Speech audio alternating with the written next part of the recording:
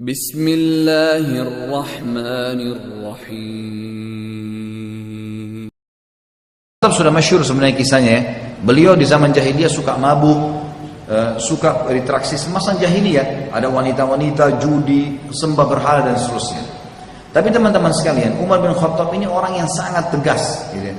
Pada saat dia sudah taubat kepada Allah Subhanahu wa taala, maka dia orang yang paling tegas terhadap orang kafir.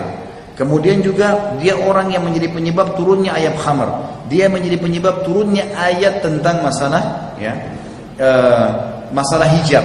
Di antaranya misal, waktu ada 60 tawanan Badr ditawan oleh Nabi SAW. Waktu perang Badr tahun 2 Hijriah, Nabi SAW menang dengan para sahabat. Ada 60 tawanan Badr.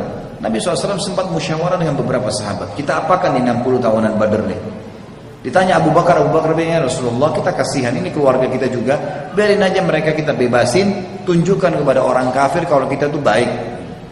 Kata Nabi SAW yang lain pendapatnya, ada yang satu mengatakan, ya Rasulullah, bebasin tapi mereka suruh bayar denda, tebus keluarganya, biar mereka tahu tidak boleh mengulangi lagi perbuatan ini.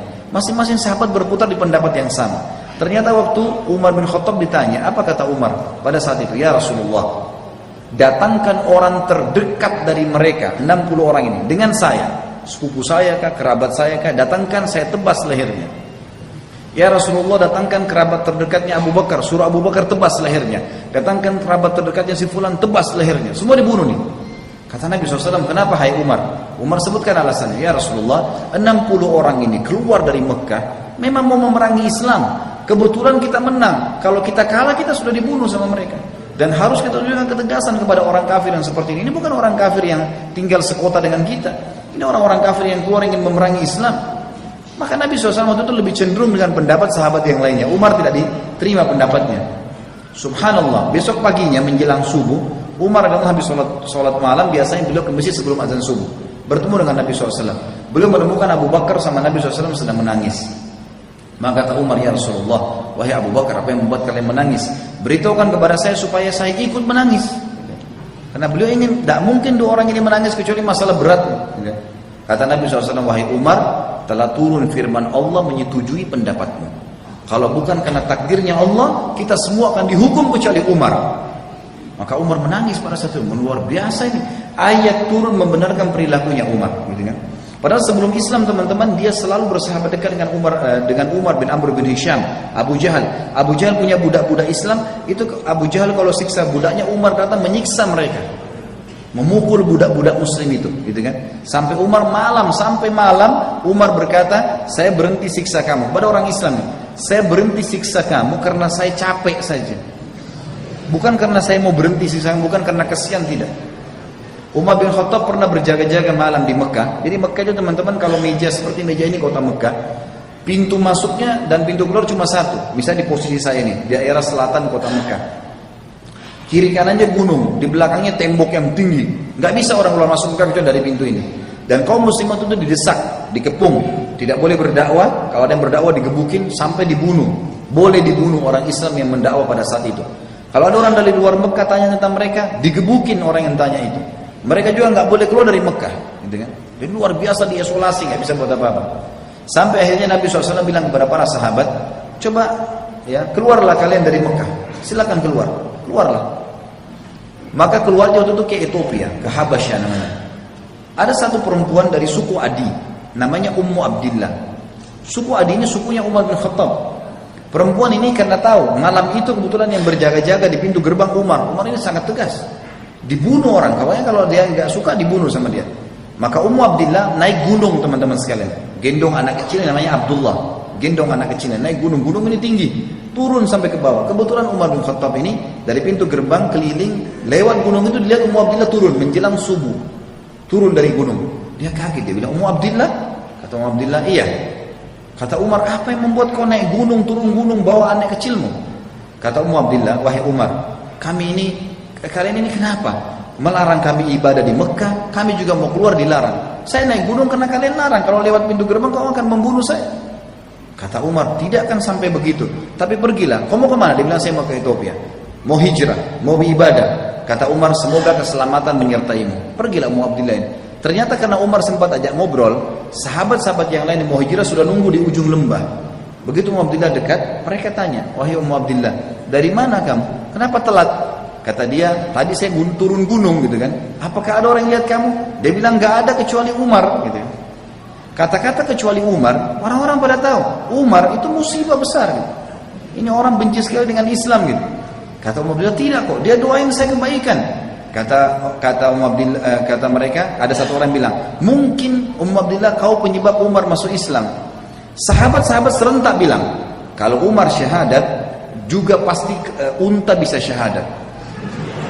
Jadi saking mustahilnya, nggak mungkin gitu loh. Dia masuk Islam itu mustahil. Apa yang terjadi teman-teman sekalian? Waktu Umar syahadat, dia masuk mau syahadat tersentuh hatinya baca ayat pertama sampai ayat 8 surah Thaha.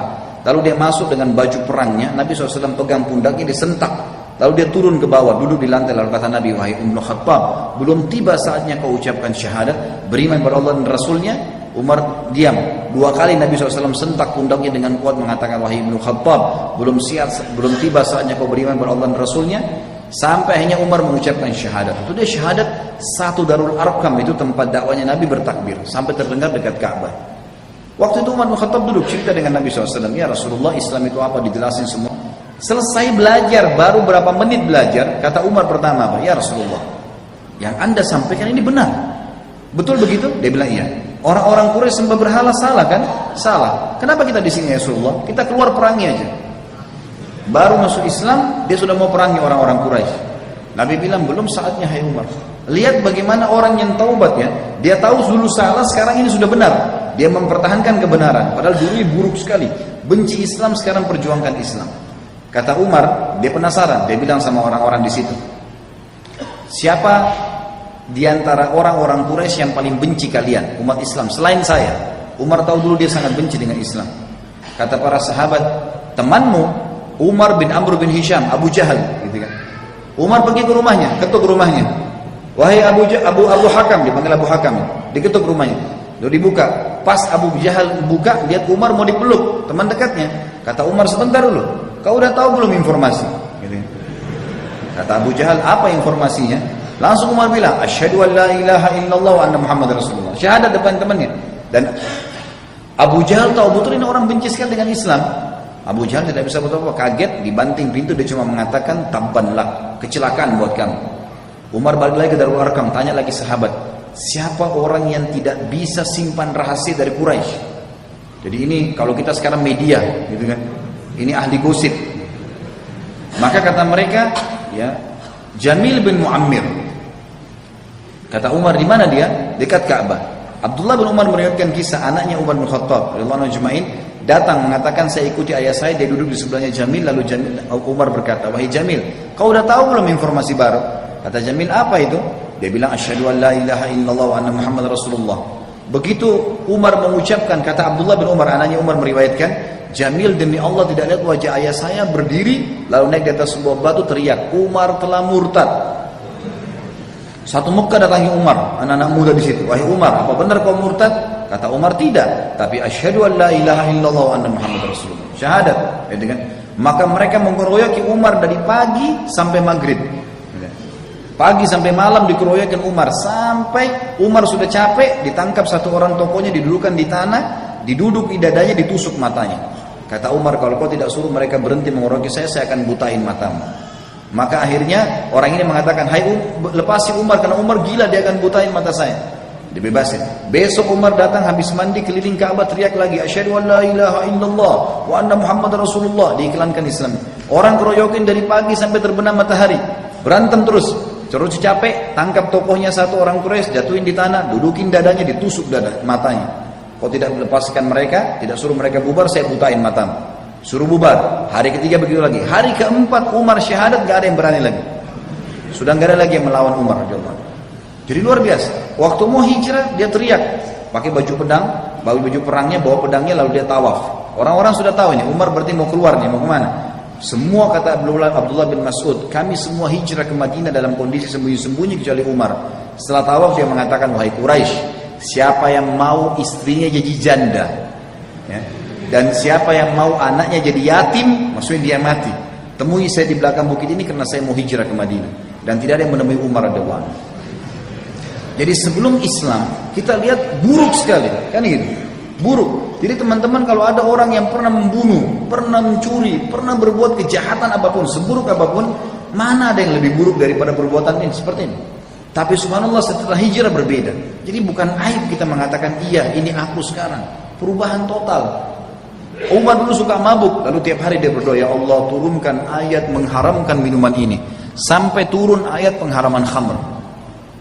Juga hijab, kata Nabi SAW, kata Umar kepada Nabi SAW, ya Rasulullah, di rumah anda sering bolak-balik laki-laki datang bertanya, gitu kan, bertamu bertanya. Kalau seandainya anda turunkan hijab antara istri anda dengan tamu-tamu itu, maka turun ayat hijab membahas masalah itu.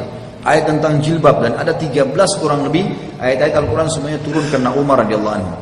Dan beliau teman-teman sekalian sangat terkenal selain kekuatan imannya juga nasihat-nasihatnya. Contoh, Umar salah satu nasihat yang sangat menyentuh kalau misalnya membahas masalah taubat, dia bilang, jika engkau ingin mencelah, dia bilang setelah dia taubat dia membahasakan ini, jika engkau ingin mencelah pada seseorang, jika engkau menemukan celah pada seseorang dan engkau hendak mencacinya, maka cacilah dirimu dulu, karena celahmu lebih banyak darinya.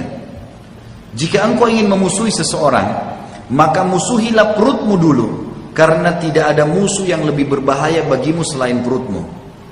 Jika engkau ingin memuji seseorang, maka pujilah Allah, karena tidak ada seseorang yang lebih dalam memberi ya kepadamu dan lebih lembut dan santun padamu selain Allah. Jika engkau ingin meninggalkan sesuatu, maka tinggalkanlah kesenangan dunia, karena bila engkau meninggalkannya maka engkau akan terpuji.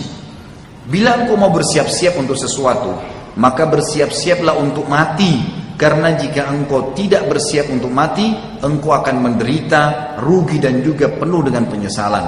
Bila engkau ingin menuntut sesuatu, maka tuntutlah akhirat, karena engkau tidak akan memperolehnya kecuali engkau mengejarnya.